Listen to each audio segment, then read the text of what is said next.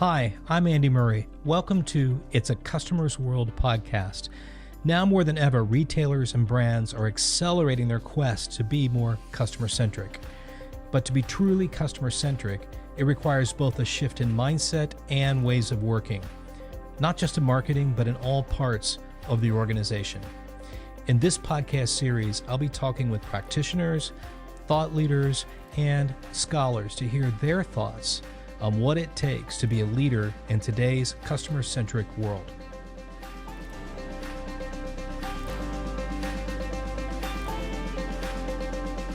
Hello, everyone. The last couple of episodes have focused on retail media networks and the associated white paper produced by the Walton College of Business. If you're new to the topic of retail media networks, you might find it hard to follow or understand the plethora of new terms that get thrown about in conversations. So I wanted to create an episode that steps back and just explains the top 20 words that you're most likely going to run across, such as PDPs, clean rooms, DSPs, and many others. To do that, I invited in an industry expert, Chris Perry, who focuses on educating companies about retail media networks and e-commerce. I asked him to break down for us these terms and tell us what they mean and why they matter. I also asked Chris to pretend he was speaking to his grandmother. If you're a newbie to this topic of retail media, this episode should make it a little bit easier to put the pieces together. Thank you so much, Andy. My name is Chris Perry. I'm the Chief Learning Officer at First Mover. We're a CPG e-commerce education organization and change management advisory partner.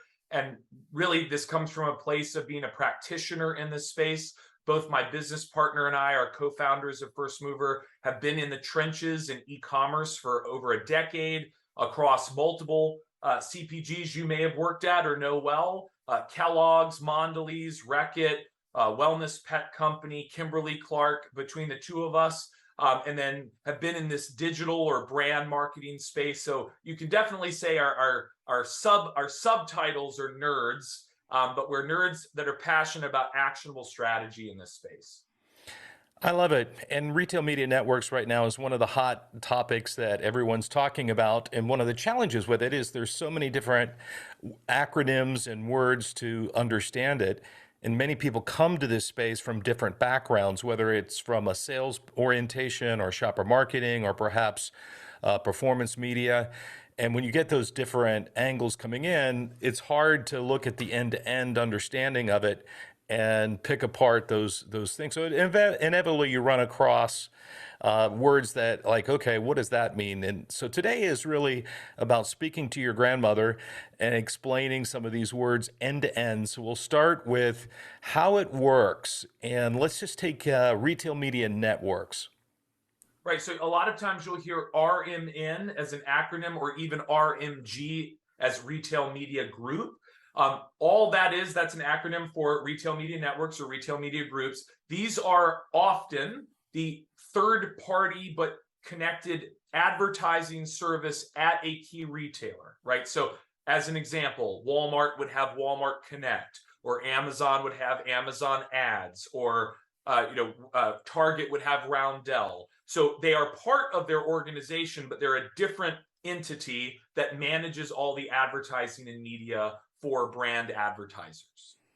That's helpful. And I'm also seeing retail media networks being applied as a definition to media platforms that aren't really omni-channel. So is there a significant difference between a retail media network that is omni-channel and has a physical presence versus one that might be just a pure play digital space? I mean, there's definitely differences in terms of capabilities and then the measurement potential, the potential for the halo impact that can be captured, measured, shared, and used to optimize. But to be honest, when you think of an Amazon who may not yet have the full in-store presence, even though its ambition is there, right? They are still in most markets where they play a retail role. They are the first place shoppers go when they're looking for product information, right? They are the Google of product searches. So the media network ends up haloing out beyond Amazon, right? There's been some really great studies out there showing the off Amazon impact of that media even if I'm pre-shopping or researching on Amazon, I might actually end up buying at a Walmart or a Target or a Kroger or wherever I actually am. So there are definitely differences. It's usually in capabilities, tactics, measurement, because ultimately the halo impact of the measurement could be the same depending on how scaled your investment is. Okay, that's super helpful. And you're dying to say the word platform, off and on platform, which is our next two. So when you hear the word on platform, describe what on platform means and how does that work? So on platform generally is referring to, and again, I realize, like you said, everybody's coming from different angles, but on platform media would be any of the capabilities or tactics offered on a retailer's site or app, right? So, and that's pretty simple, right? It's their platforms, obviously internet or mobile device. It's the real estate they own outright that you really can't access without their help. And it's highly coveted for a lot of brands because it's the shoppers they're going after are in that shopping mindset and much closer to that point of purchase. And so whether they buy online or offline, being on the platform allows us to get access to those shoppers at that critical point in their journey. Okay, and so does on platform include digital assets in a physical store? Is that often considered on platform? I would say maybe up until today, it's historically been considered the digital assets, but it should include, because a retailer's platform could be any of their own real estate, right? Any real estate, physical or digital, or in the future in the metaverse, right, that they own. That's their on-platform capability. So really, traditional shopper marketing tactics should be considered on platform. It just maybe you could call it in platform, right? Because it's in store. But yes, as we're thinking really omni, and Andy, I know you're pushing that very thoughtful agenda about the omni mindset. We want on platforms anything in the retailer's ecosystem. Very good. Well, that almost self-describes what off-platform is, but that's not always clear. So could you, when you hear the word off-platform retail media network activity, what does that typically mean? So in that sense, it would be anything outside the retailer's ecosystem, but increasingly, and this is actually part of training that we do a lot of, just making sure we clarify, I'd almost call that indirect retail media. Right now, it depends on who you're buying it from. If a brand buys their own media on Facebook and links and drives the traffic to a Walmart, right, that is indirect retail media because they're the ones driving. It's just they didn't buy it from Walmart Connect, right, from Walmart's retail media network. But Walmart may be able to sell you and does off-platform capabilities using their targeting data, which becomes really interesting because now I can find Andy, my shopper, wherever Andy goes, right? And even though Andy is the specific shopper I really want to go after because he's bought my product in the past, but he's lapsed and I want to get him to reactivate. So off-platform is a way to really expand beyond that point of purchase opportunity and get people at other points in the funnel, if you will. And what's the adoption rate, as far as you can tell, of brands choosing to spend their off-platform money, because they're currently spending off-platform, through a retail media network? That's a great question. So this is like the contentious debate in the industry today, because you still have a little bit of church and state happening in the industry, because ultimately most of these dollars were sitting in the brand team's national or market level budgets, and the shopper budgets and the trade spend budgets that were on the sales side or the customer marketing side were smaller, but adequate to achieve the in-store activation. Now we've got, actually, because of all these omni-channel partnerships and these much larger retail media network asks, there's a need to go in and pull in more brand side funding.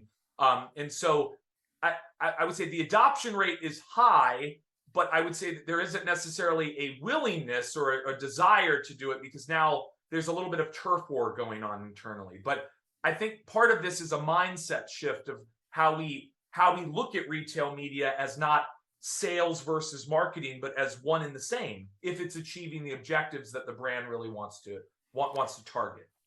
And do all retail media networks have off-platform capabilities, or is that really a mixed bag? It's 1000% a mixed bag, and even when somebody says they now offer it, they may literally only offer a select amount.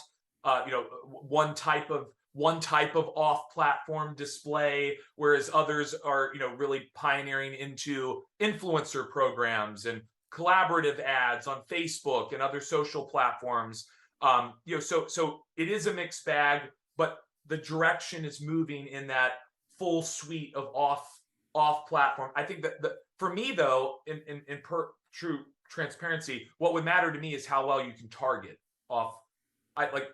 Great, you have 50 capabilities and none of them can target the shopper I'm actually really going after, or have the brand protection in place, or whatever my core concerns are. That becomes the issue. So it's more about how you target off platform that becomes more interesting to me than just that you can do it. Got it. That's certainly an area that's in early stage development when you start talking about off-platform capabilities. Switching gears a little bit on how this all works, you'll hear the word PDP a lot, and if you're not familiar with what PDP is, it would be helpful for you to describe what is PDP and how does that relate to the retail media network conversation. That's a great one. So PDP bridges back into like our retail presence online. That's our product detail page. That's what PDP stands for. That is the most important omni-channel touch point you have in the entire shopper journey. Whether or not every shopper goes to your site, to a retailer site, and looks at your page, most product detail pages collectively get more views for a brand than their own brand website. So it is a critical influencer for those researching. Once you know you're buying a brand and it's a lower involvement repurchase, you're not going to go back and research it every time. You're autopiloting at that point, like any shopper journey. But the PDP can, based on how we optimize it to convert and be listed higher up in the search results, can be how you gain visibility in this space. It can drive the actual sales online or offline with the influence that we want. When you're doing certain types of retail media, all of that media is going to point to a PDP of sorts ultimately. So your paid search on a retailer's site is literally featuring the search result that clicks into the PDP, and any off-platform or on-platform display will link to that PDP. So that PDP is so critical because it's where everything points to. It's like all roads lead to Rome, right? PDP is Rome. And really, and honestly, I see a lot of people roll their eyes when we talk about optimizing the PDP, but I could spend billions of dollars if I had it on traffic, and the PDP could be a net with a hole in it. And so if we're not retail ready, none of that investment can really capture the intended sales that I'm trying to drive with it. And then sometimes I hear the word PDP and I hear the word digital shelf and I can get a little confused. Is digital shelf synonymous with PDP, or does it mean something else?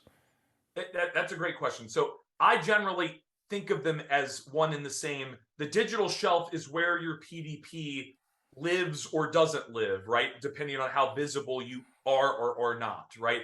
But when we talk about optimizing the digital shelf, if we're optimizing our PDPs, which are the units of the digital shelf, effectively, we can earn our way to win in visibility on the digital shelf. But that starts with shoppability, because even if I'm not showing up at the top when I type in laundry detergent, right? If I'm not showing up at the top, but I'm highly shoppable and I drive traffic to it on my own and I start converting, I can rise up on the digital shelf and earn that visibility, let alone the way I can pay for visibility. So it is synonymous when we say winning the digital shelf. It's using the PDP to win, if that makes sense. Got it. And so I guess maybe a layman's look at it might be where you show up on the search results is a bit like where you're at on the digital shelf.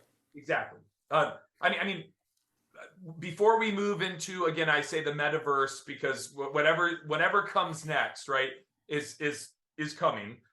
So we may be the meta shelf at some point, but the digital shelf as it pertains to today, whether it's desktop, laptop, tablet, mobile device, even voice, is what ranks at the top is winning, right? But winning is a function of visibility drivers and search engine optimization and keywords and other things, as well as shoppability and the availability of your product, promotion, advertising, everything that drove and converted traffic against your PDP. Excellent. Great explanation. Let's switch gears a little bit in how it works. Some more technical words that start to lose people. I know it lost me in the beginning when I started looking at this space, but let's start with DSP. What the heck is a DSP? That's a great question. I equally had that, like, huh? Like, when these started being thrown around, I feel like sometimes people throw these around to make themselves feel smarter, but you can too after today's after today's review. So DSP stands for demand side platform, and what these are or intended to be, even though they're evolving, and we'll talk, we may talk to some examples here. These are marketplaces that connect. They're often real-time bidding platforms, marketplaces that connect advertisers or brands with the supply side platform or those who offer the media, right? And that could be, publishers out on whether they're retailers or not, or it could be the retailers right now offering us their inventory through this DSP or this marketplace. So it's intended to be a one-stop shop and kind of a middleware of sorts between the buyer and the seller to make it easier to get scaled advertising against our objectives. So when a retailer says they have now made a deal with a DSP, what they're basically saying is they're making the inventory they have available for brands to advertise through a technical platform that allows some type of program, computer to computer connection versus, picking up the phone and calling Piggly Wigglies and saying, what do you have available? Exactly. Because in the past, whether it's just a retailer's offerings or whether it's a broader DSP in the market with multiple, partners and places that I could advertise, it's intended to make this more self-service, right? So that I'm not necessarily, to your point, having to call and set. Again, there's still some admin going on behind, obviously, when you're buying and selling, but the idea is to make the inventory and the demand connect in a seamless way, so that we can activate more quickly and get the results faster. And if a retailer doesn't have a DSP relationship, then you're probably going to be in some type of managed service or a different type of relationship, correct? Generally, yes. It'll be a little bit more hands-on, manual. I like to say white glove service. You might not always feel like it's a white glove service, but it would definitely be a managed service where you're going to have to email or call or engage with a human to go procure the media that you want, either on the retailer or on platform or off platform. And that's not necessarily bad. It just it doesn't make for as much of a seamless experience, which is literally what we're trying to design for the shopper. Why as back-end commercial leaders do we want friction when everybody else is making a frictionless environment, right? So we want that same ease and speed and ability. Well, I guess maybe one question on DSP real quick is that with a DSP, they're going to take a percentage of that media cost to provide that service, correct? Where in a direct relationship with the retailer, even if it's managed service, you may not have that cost. So is there a media efficiency that you lose a little bit, or does it net out?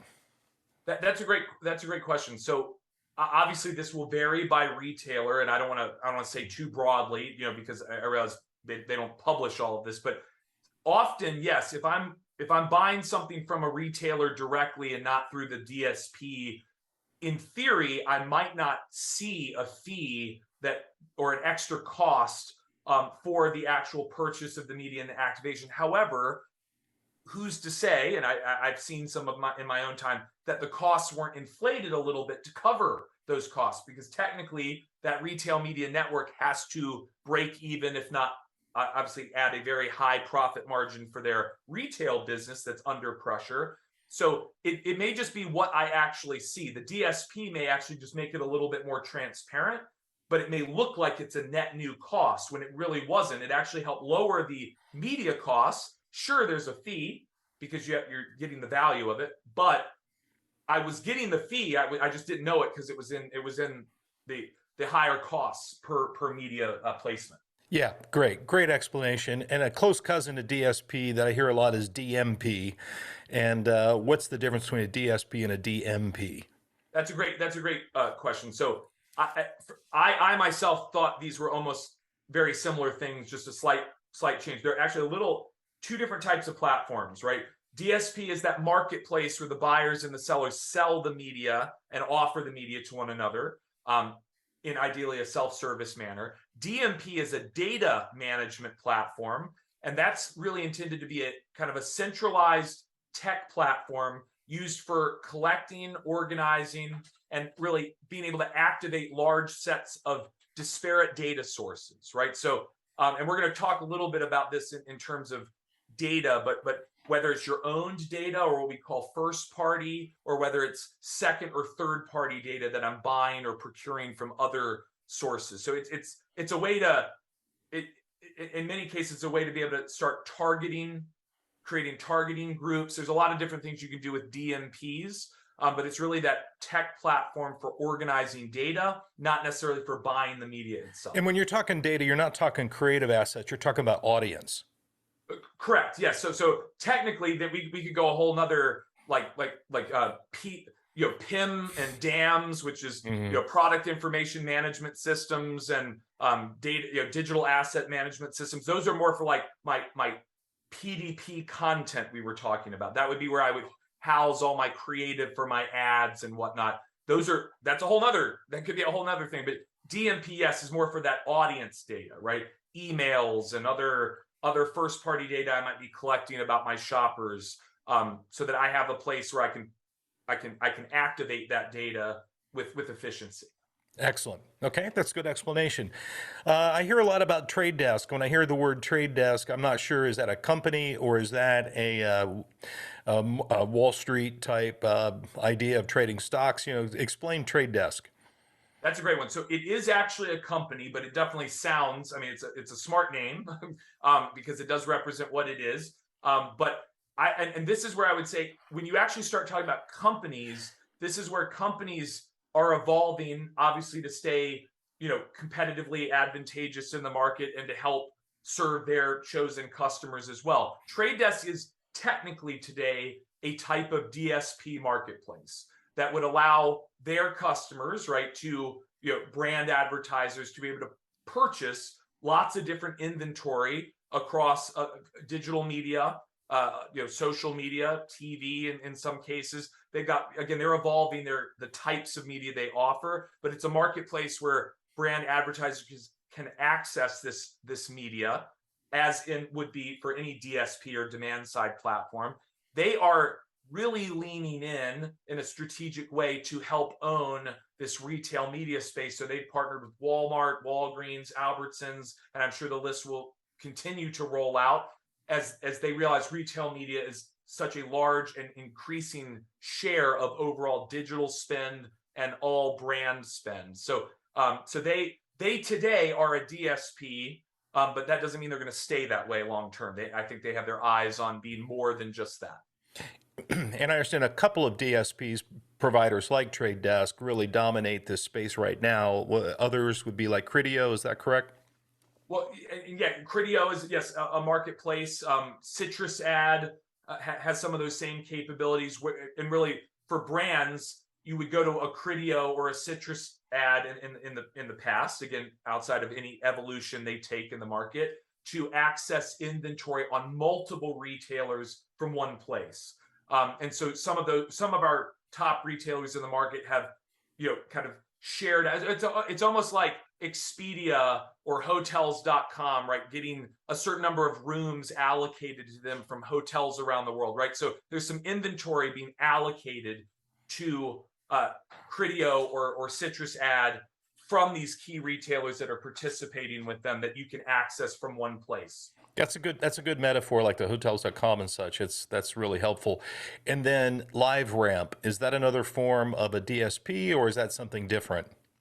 Yeah, so that's another company, and actually Trade Desk and LiveRamp are partnering, which in a number of ways, which starts to enable some really cool capabilities that might make them something different in the future, which I keep kind of alluding to. But that's where it's always funny when you try to place a label on a company, because they themselves can't evolve, can't stay leaders if they always stay in one bucket. But LiveRamp is kind of unique. They are an independent identity platform, as they kind of call themselves, really trying to help you or key stakeholders in the industry build unified views of individual shoppers, but in a privacy conscious way.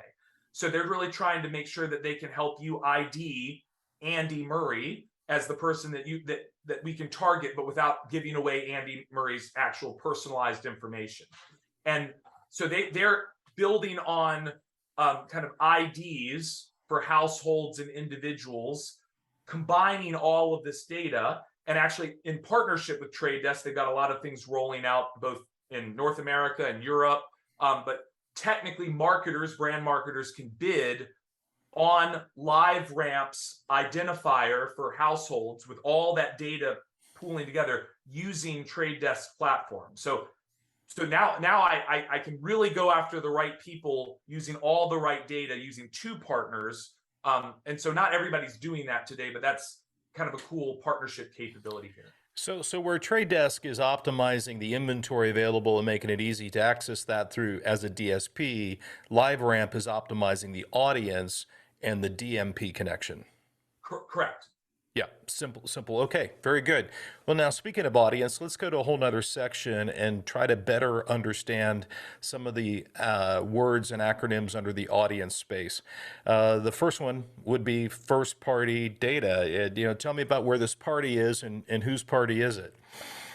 So I teased that a little bit earlier, right? So that first-party data among the other types of data would be kinds of data that you would be tapping in your own DMP, right, your data management platform, or potentially through a LiveRamp or others, right? So first-party data is any data you as a company or your retailer as a company is collecting directly from its customers and owning outright. So that would be, again, if I'm a retailer and I'm selling to my product to my consumer, my shopper, I'm collecting quite a lot of data, right? Payment data and emails and contact information and addresses and many different things that would allow me to engage them later. They're behavioral data, right? If I'm more sophisticated, not all retailers are there. Brands are collecting some of this, but historically that's been through email databases and CRM databases when they've collected through sweepstakes and other programs where they're encouraging people to sign up on their own website. So often a brand's first-party data is a little less sophisticated than a retailer's.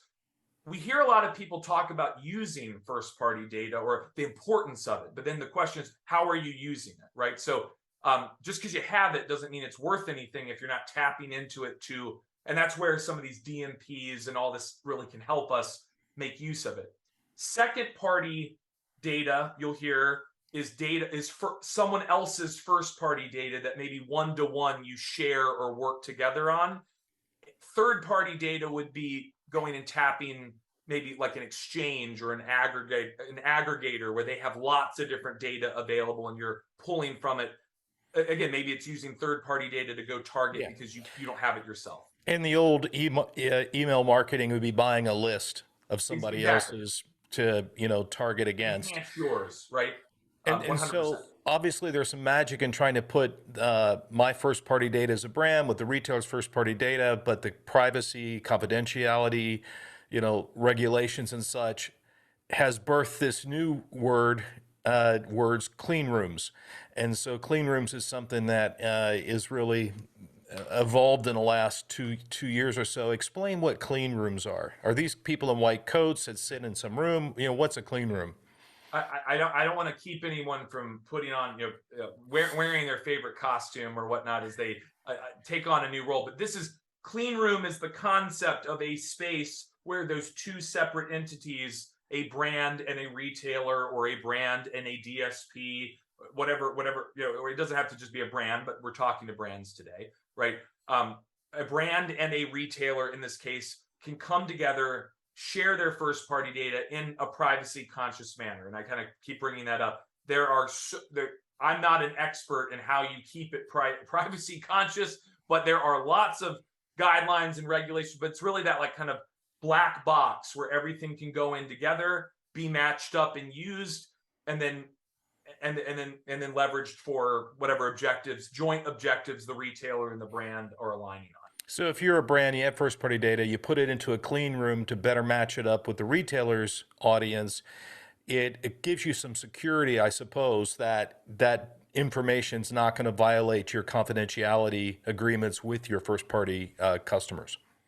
Exactly. Right. And because again, we may have emails of loyal consumers and we want to go after those beyond just our own email. We want to tap them because we want to see what share of those shop at Walmart. Right. So that might be an opportunity where we're partnering in a clean room to siphon those groups out so that we can target them in other ways on that platform without it feeling like it's, because this is what's interesting. Everyone wants a personalized experience, but no one wants to. It's kind of like we don't want to know what goes into making our food, but we really want the food, right? So I was like I don't want to know that you did what you did to bring me a better shopper experience, but I still want it, right? So but I need to.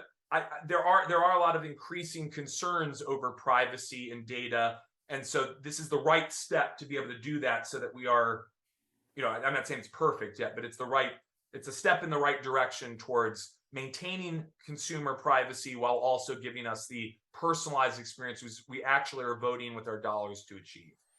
And if you look at clean rooms in the context of how many are out there by retail media networks, is this something that the majority of retail media networks offer as a feature, the ability to set up a clean room, or is that really only for those that are heavily focused on, say, off-platform, or does it really matter? I don't want to speak for the industry overall. This is not a totally new concept, but this is, again, I feel like it's words being used that haven't necessarily been translated to active, perfect strategic practices. So this is a relatively new thing that I'm hearing across the industry from leading brands with big budgets who realize that they need to take not just keep investing as they have, but take their investment to get even better ROI, as we were just talking about with sales and marketing merging together. We've got to get more from that budget if we're going to treat retail media as media. And so it's going to become more commonplace going forward. It's relatively new. I only hear a few top brands really talking about it today, and not all the retailers yet have all these capabilities, because to be fair, some of them were just launching retail media networks in 2020 and 2021 after COVID kind of pushed everyone over the cliff, right? So some of the major retailers are starting to tap into this. Some of the, I would say, regional ones or smaller category-specific retailers have an opportunity to lean into this. But I do think this will be a commonplace space to go and pool data together, because the data is going to be so important for both sides. Yeah, and when you start getting into this level of technology, I'm sure it's pull another chair up to the table and invite IT or somebody that has, an ability to customize your tech stack to deal with that. Let's go to the word that's very common, but maybe not understood in the context of retail media networks, and that's the word segmentation. When you hear segmentation, what does it mean? The same thing as you would hear in traditional media, but talk to me about that. That's a great question. So I think it generally means the same thing. It's just that with retail media first-party data, we actually can go from a potential consumer to an actual lapsed shopper, right? Like so, or a current shopper or a heavy buyer, right?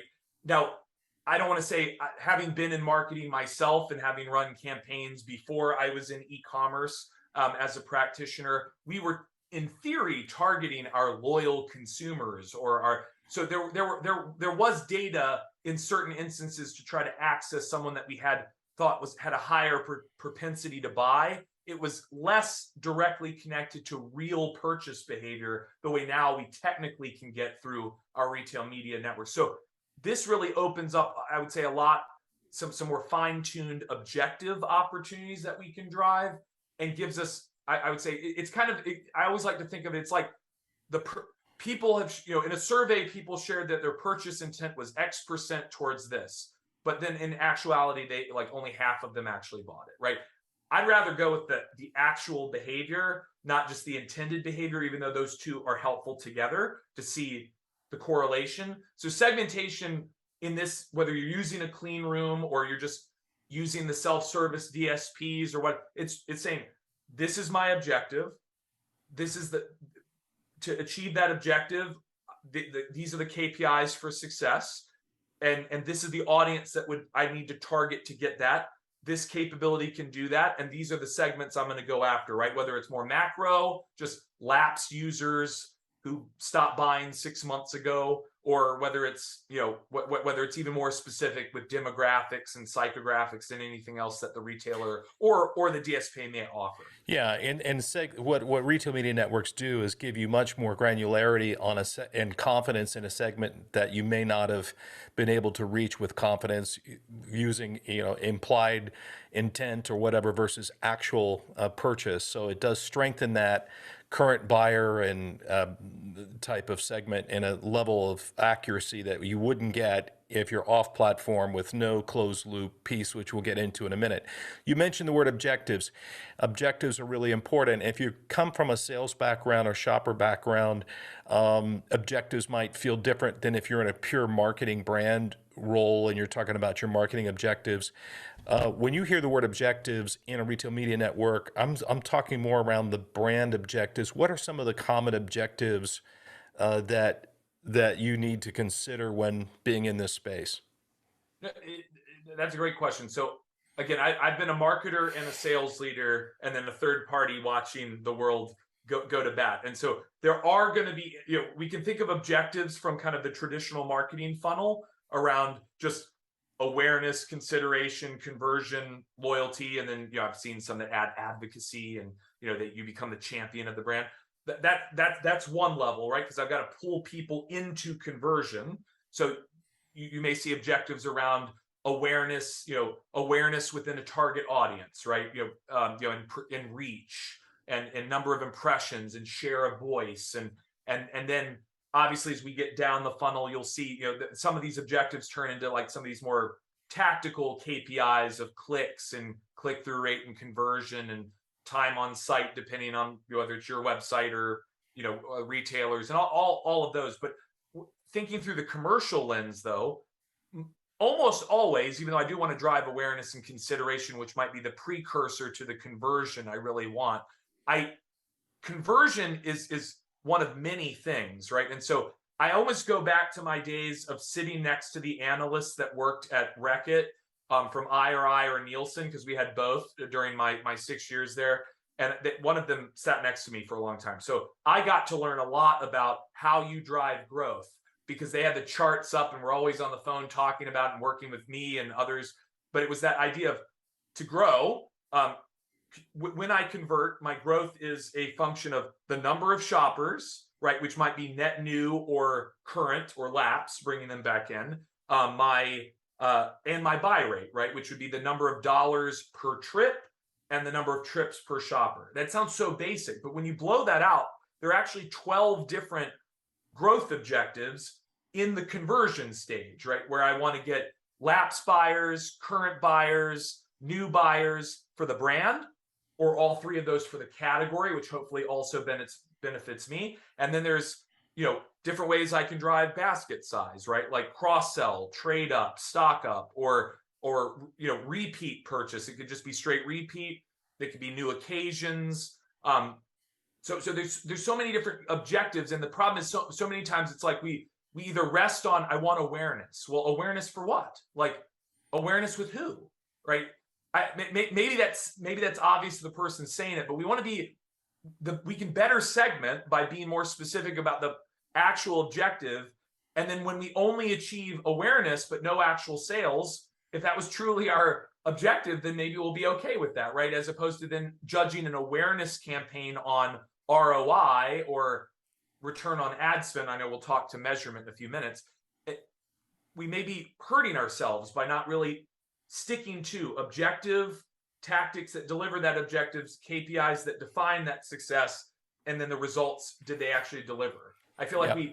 we look at it holistically at the wrong point in the process. Well, I think what's new about retail media networks in terms of the objective conversation is that it is such an end-to-end broader concept that it opens up opportunities for impact across more objectives than you would traditionally think of a single media, like say buying on Facebook or buying on Instagram. It's a different type of buy. It's a different type of ecosystem. So, of all the words of the 20 we're going through, the conversations in my mind really need to be about objectives because it's what can make or break your performance of whatever you think that performance should be. It's a very different type of conversation than we might have had in the past, where you can affect more upper funnel, if you will, or lower funnel objectives than you might think. 100%. And so like I said, I never want to overshadow or put the marketing objectives in a corner. I just always would say that the funny thing is when marketers want to achieve equity scores and awareness goals, I say, yay, but isn't your ultimate intent with that to get someone to actually buy? Being aware of it only matters so long, until they don't actually make the purchase or close the deal, right? So maybe sales got to me over the years and I've converted, right? But I think if I'm a brand, I want awareness with my current shoppers for an opportunity to get them to buy again, an expandable consumption opportunity. And notice though, consumption, they bought, they closed the deal. Yes, they had to become aware first. So maybe that tactic was just to get them engaged. And then as you get to the point of purchase, that's where it closes a deal in store or online. But I just see so many, it's like we separated all the tactics and then judged them differently and not for their ultimate end goal. We're not all the same number of degrees away from Kevin Bacon, as I always like to say. So we need to link ourselves up there. Excellent, excellent. Okay, well, let's go into measurement because you started to dip your toe into that space a bit, and measurement is a area. There's a lot of acronyms as well that is sometimes misunderstood. Let's take the easy ones and we'll work into some more complicated ones. CPM. So CPM is part of measurement, but it's also the cost model used often for both on-site display on platform or off-platform display and a number of things. This is often associated with display, but it can be for other things. It's a cost per 1,000 impressions. Where the M comes from, it's French, so cost per meal is where you get that. But it's you buying access, a share of the inventory out there, a share of the impressions against an audience you're targeting, because there might be a gross amount of it, and you're willing to pay a certain amount to get that audience for whatever your objective is. CPM isn't the actual performance goal, but CPM gets tricky because we compare costs.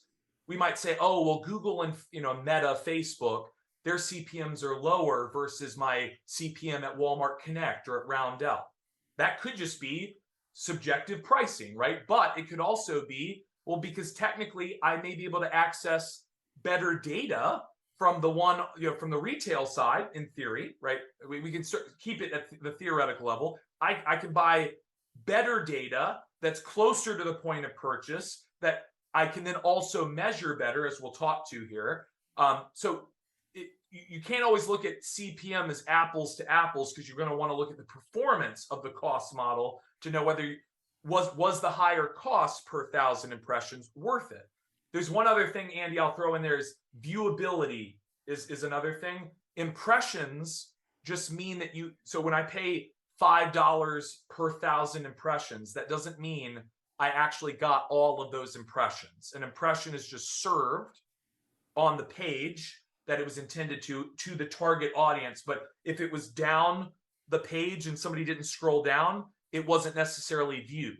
So some of the costs per CPMs are based on the viewability of the ad, because a homepage placement at the top of a retailer's site is going to have a higher viewability than the one at the very bottom of their site. So the cost should offset themselves a bit so that the performance is is appropriately balanced. But And I those think are some that's of the why you've got nuances. to really understand each of the retailers' algorithms and how they count that. A simple example like LinkedIn, they don't count an impression unless it's 300 milliseconds of viewability.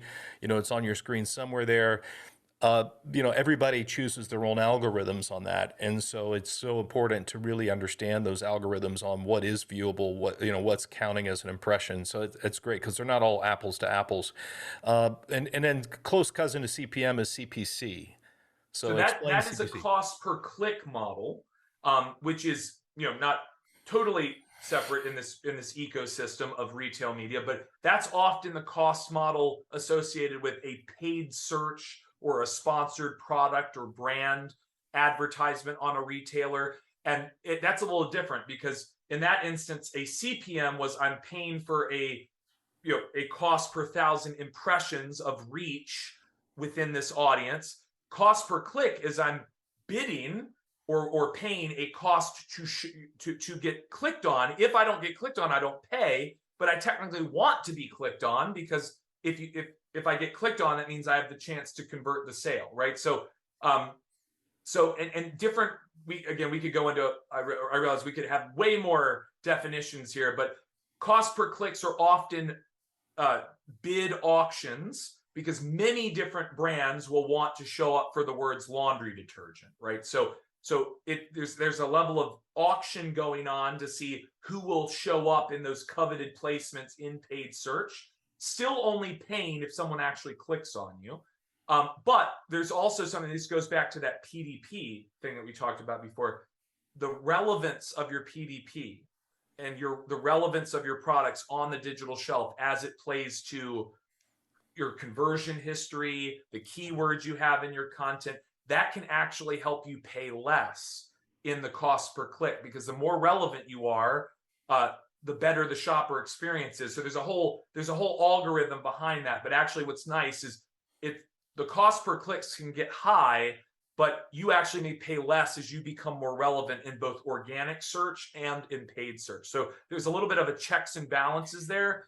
Yeah, and I think it's important to pay attention to each retailer's algorithms, because some may have more sponsored type paid slots before they get to the organic. And if you may have a really awesome organic PDP, but then based on how many positions they're selling, get pushed pretty far down, even with the best organic. So that's something to keep in mind of where's that direction of travel and how's that working for your brand. And it really is in today's world, especially when it comes to media overall, it's a paid and organic play, right?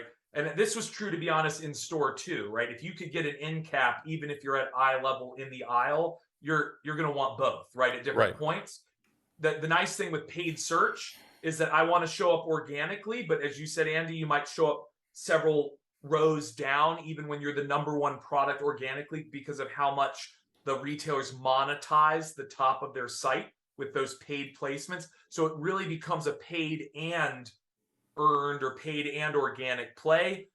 But that also, I would say, includes display and other capabilities too, because this isn't just build it and they will come. It's build it and drive people so that you earn and then continue to drive, but you can earn to pay less as you drive. And that's why just being a great at digital shelf and a PDP, it's you got to have hand in glove, and that includes the retail media network strategy you're using alongside your digital shelf approach.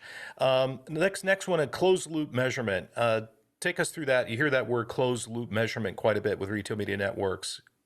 It definitely needs an asterisk, because not everyone has the same ability to measure the full closed loop. But the idea of closed loop, it's a process of measurement that retailers and, I would say, direct to consumer brands have the ability to do to a degree, using their data to understand how marketing or other touch points are impacting sales. So really the idea of closed loop is I did A and I got B. I did A and B and I got C, right? And the idea is that I can really see the cause and effect. An omni-channel retailer like a Walmart or a Target or a Kroger has the ability to see, with maturing data, the offline sales as well. if I'm a direct-to-consumer site, I'd only be able to see what I had online only, but that can be really interesting too. So closed loop is kind of the holy grail, because in a perfect world, I want to be able to attribute the performance to something specific or a set of somethings I've done, and not just, hey, I did 15 activities in store and I hope it drove a lift. Oh, there was a lift. I guess it worked. Like, it's really seeing what worked and what drove what results. And we'll get into that attribution here in a second. Let's talk about ROAS and ACOS, ACOS. Talk to me about what ROAS means and why is it important. You'll hear a lot about ROAS as the primary metric that most retailers will provide for almost any type of on or off platform media, and that stands for return on ad spend. ACOS or ACOS is just the inverse of that. So ROAS is the sales I achieved from a campaign, retail sales, over the ad spend I invested in it, right? So if I got $100,000 in sales and I spent $50,000, that meant I got a $2 ROAS, right? And ACOS would just be the inverse of that, right? It's just the cost divided by the sales I got. So Amazon has been one that uses ACOS in many instances. ROAS is the common one. It's the same. It's just math. It's just flipping. But a lot of people look at ROAS and think ROI, and it's not the same thing. Return on ad spend is only the return on the advertising spend in question. ROI is all of the value I got for all of the investment I got, which might include promotion and redemption and the COGS, right? My cost of goods sold. So depending on how your organization in finance does the P&L, your ROI might be different. But either way, ROI is holistic. ROAS is only on the ad sales.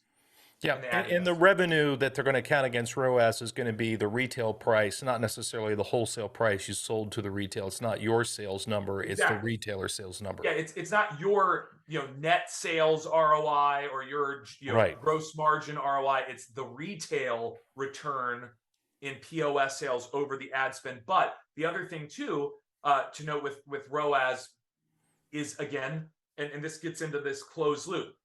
Hey, you said I got a $2 return on ad spend because I earned $100,000 for my $50,000 spent. Was that $100,000 only online? Because you also have in store. Oh, there might have been more in store. See, those are the kinds of questions you're going to want to ask.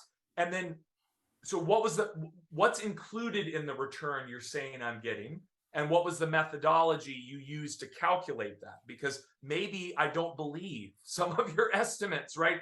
And I might want to go more conservative on what I really think I got from this return. So ROAS is one, I know we'll talk to this a little bit here, but ROAS is one that you really have to dissect by objective, by tactic, by retailer, and by methodology used so that you can get that. It sounds like a lot of extra work, but it will end up saving you a lot of headache when you can see what good really looks like, depending on what your objective really was. Well, and as that evolves then to this IROAS, which is a newer metric that we're seeing, describe IROAS. So IROAS it can be more manual, or as some retailers are trying to improve this and be able to actually give you their version of this. This is incremental ROAS, right? So why I need incremental ROAS in a perfect world is because ROAS, think about this. If I run a paid search campaign, and I'm going to pick on laundry detergent again because I love the category, Tide. If Tide runs paid search on the keyword Tide, I imagine when people typed in Tide, they were probably had a higher likelihood of buying Tide on their own. They didn't need the paid search to convert them, right? Now, Tide might want to use that to show a new product or to defend against other competitors who might be using those paid placements to show up. So it's not wrong of them to do branded keyword searches and pay for that. But that might not be very incremental. So if Tide might say, hey, that campaign got me the highest ROAS I've ever seen. It must have been so successful. Well, actually, it was 20 cents incremental, because everyone who typed in Tide was going to buy me anyway. I mean, I'm being really dramatic in that example, but IROAS is the either brand side manual calculation, which you can try to do, of when I ran this campaign, I saw incremental baseline sales that in the event or ongoing. Some retailers can actually say, use control groups. I know Kroger has some abilities to look at the control versus test group and see same groups. This group bought nothing more in the period after, and with your campaign, this group saw 20% lift, right? And so only the 20% ROAS is what we're going to look at as IROAS, which was extra for you, and really potentially what your ultimate goal was. So I mean, it's still a little bit of an art and not a perfect science yet, but more and more retailers are realizing that not all ROAS is created equal, and in the end, I want bigger baskets. And I've heard some describe incremental ROAS as also making sure that if they were going to buy it at Target and I just switch volume from buying at retailer A to retailer B, was that really incremental to the brand? 100%. I mean, there's so many ways that we're going to want to look at incrementality to get incremental growth, right? Like, that's what everybody's actually trying to do. It's just amazing how many times I see brands say, we're getting great ROAS. And you're like, but your business didn't change at all. You weren't going down, and so you're not maintaining, and you're not going up, so you're not growing. So is it really working? I don't know. You're not even winning on the digital shelf, so I can't say that that's working either. So I'm not being snarky to them, but it's really dissecting ROAS and thinking about it. You've really got to go to school to understand the measurement options available to you and how to dig into them and understand them, which will start to bring us home on the last couple. So let's look at attribution. You got last touch and multi-touch. Explain that, and why is that important? So these are just two different methodologies and practices leveraged by different players in the industry. But if we look at retailers, this would be looking at last touch would be the last advertising touch point that can be attributed to the purchase, right? So let's just say I, as a shopper, might have bumped into 3 or 4 different advertisements from you as a brand who were running display and paid search and whatnot. Last touch would be the very last one. Maybe it was just the paid search ad at the very end. That was the last thing I saw before I put it in the cart. That would get the sale, right? So my display, that was the first touch, doesn't get any credit for that because it doesn't want to false credit that. Maybe it really was the paid search that drove it. So that's last touch. Now, multi-touch would try to give credit to all of those touch points. And that's really the idea of like, okay, A, if somebody only sees A, they had this result, but somebody saw A, B, and C, saw 5 times that result. And that's really, I would say multi-touch has a lot of benefit here, because this gets me the right mix of activity, right? Because it's never going to be one activity alone that did everything.